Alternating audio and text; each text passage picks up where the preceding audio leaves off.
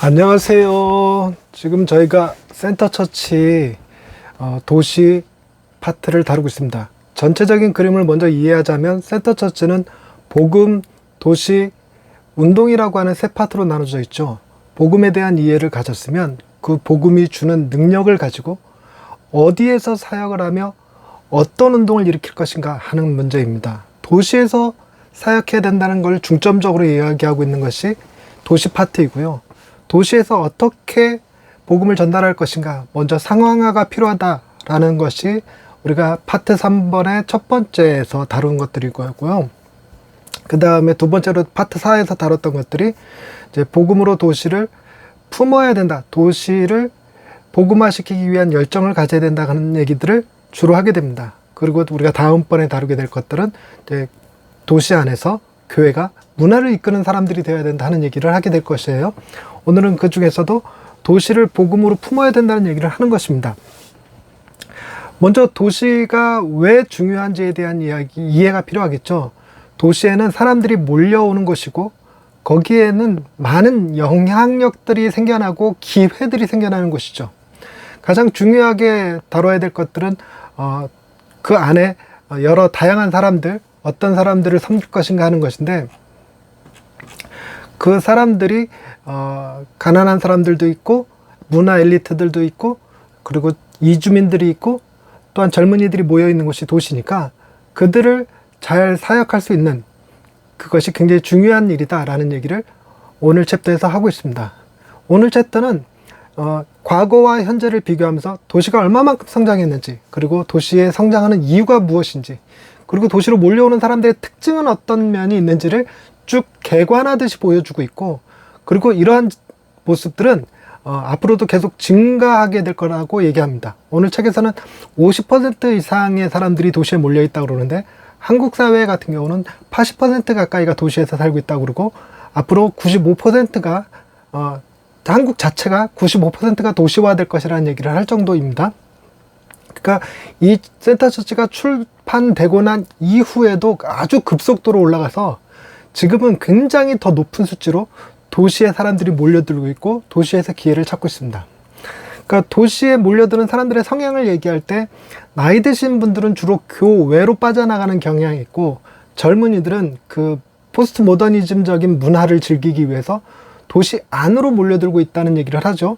그렇기 때문에 우리가 그 복음이 세대를 이어가기 위해서는 놓치지 말아야 될 세대가 젊은 세대이고, 그 젊은 세대를 선교하기 위해서라도 반드시 도시에 들어가야 된다는 얘기를 하는 것입니다.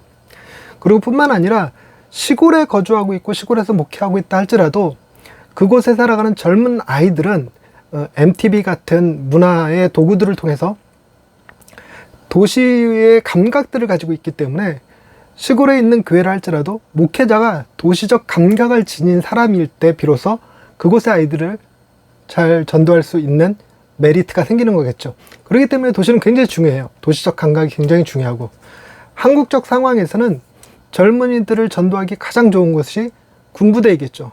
군부대에 다양한 종교들이 들어가 있지만 그 종교 지도자들이 도시적 감각을 지닌 사람일 때, 그래서 아이들한테 간식을 하나 주더라도 어떤 도시적인 느낌이 드는 것, 공간을 구성할 때든 프로그램을 진행할 때든 그 어떤 것도 도시적 감각이 묻어나는 사람이라면 그 종교의 아이들이 더 많이 몰릴 것이라는 얘기가 되겠고, 그건 전도의 기회가 더 많이 열릴 것이라는 얘기가 되겠죠.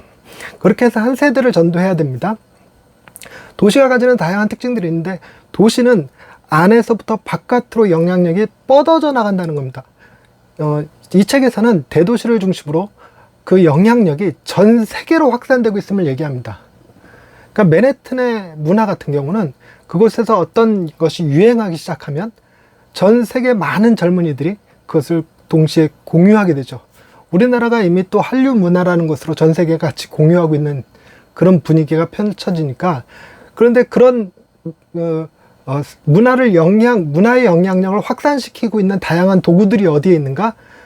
그 도구들을 다루는 사람들이 도시 안에 있기 때문에 우리가 그들을 놓치면 세상에 끼칠 수 있는 영향력의 중요한 도구 하나를 잃어버리는 거니까, 우리가 실제로 도시 안에 들어가서 그들과 같은 직종에 종사하면서 그들에게 선한 영향력을 끼칠 수 있을 때 다음 세대를 놓치지 않고 보다 효과적으로 전도할 수 있는 기회가 되는 거죠. 지금 선교라고 하는 것도 속지주의에서 속인주의로 바뀌고 있어요. 속지주의는 그 지역으로 들어가는 것을 선교라고 불렀어요. 그런데 지금은 지역으로 들어가는 것이 아니라 그 지역 사람들을 선교하는 것을 선교라고 불러요. 그 지역 사람들을 선교할 때 어떤 상태일 때가 가장 선교가 좋냐면 그들이 그 지역을 벗어나 있는 상태일 때, 즉 그들의 공동체와 문화에서 빠져나와 있는 상태일 때가 복음을 받아들일 수 있는 가청 능력이라는, 복음을 들을 수 있는 기회가 열리는 것이 도시이거든요. 그렇기 때문에 도시 안에 들어와 있는 필리핀 사람들을 선교하는 것을 필리핀 선교라고 부르기 시작했다는 것입니다. 그래서 한국은 이미 이민자 혹은 이주 노동자들 대상으로 그 레인보우 사역이라고 부르던데 그런 사역들을 하죠. 그것을 이제 한국도 선교라고 보고 그들에게 선교 지원도 하고 있는 시대로 발전하고 있습니다. 그만큼 도시가 가지는 영향력이 매우 중요해요. 그들이 복음화되면 그들이 복음을 들고 다시 그 나라로 돌아갈 때 복음이 함께 간다는 것이고, 그리고 그렇게 들어간 복음이 훨씬 더 효과적으로 발휘한다는, 힘을 효과적으로 발휘한다는 겁니다. 그렇기 때문에 우리가 어떤 일을 성공적으로 하기 위해서도 도시에 들어가야 되고, 세상에 영향을 끼치고 싶은 사람이라면 더더욱 도시 안으로 들어가서 사역을 해야 되는 거겠죠. 어찌되었건 이 센터스지 전반에 걸쳐서 오늘 파트에서, 이번 파트에서 얘기하고자 하는 중요한 핵심은 도시를 놓치지 말라는 것입니다. 도시를 섬겨야 되고 그 도시 안에 있는 사람들, 젊은 사람들, 문화 엘리트들, 미전도 종족들, 빈곤층들을 잘 사역할 수 있을 때 비로소 영향력이 세계로 뻗어나가게 될 거라는 것입니다. 그러니 도시는 굉장히 중요하니까 이 도시에 대한 비전을 가질 필요가 있어요. 어느 정도로까지 얘기하냐면 그 도시에 대해서 언어만 배울 것이 아니라 그 도시 문화를 배우고 그 문화에 접근하는 방식을 알게 될 때 비로소 더 효과적인 선교가 이루어진다는 얘기까지 합니다. 그러니 우리가 시골에 있건 군부대에 있건 우리가 거한 장소가 지리적으로 도시가 아닐지라도 사역 자체는 도시적 감각을 지닌 사역이 되어야 되고, 그런 사역으로 그 다음 세대를 이끌어야지 된다는 얘기가 되는 거겠죠. 그러니 도시에 대해서 무관심해서는 안 되고 반드시 도시를 섬기겠다라고 하는 비전을 가지고 도시에 대해서 연구하고 참여하고 어려움이 있더라도 그 안으로 들어가서 사역하려고 하는 노력들이 필요하다는 얘기를 강조한 것이 이번 챕터가 되겠습니다. 자, 여기까지 하겠습니다. 수고하셨습니다.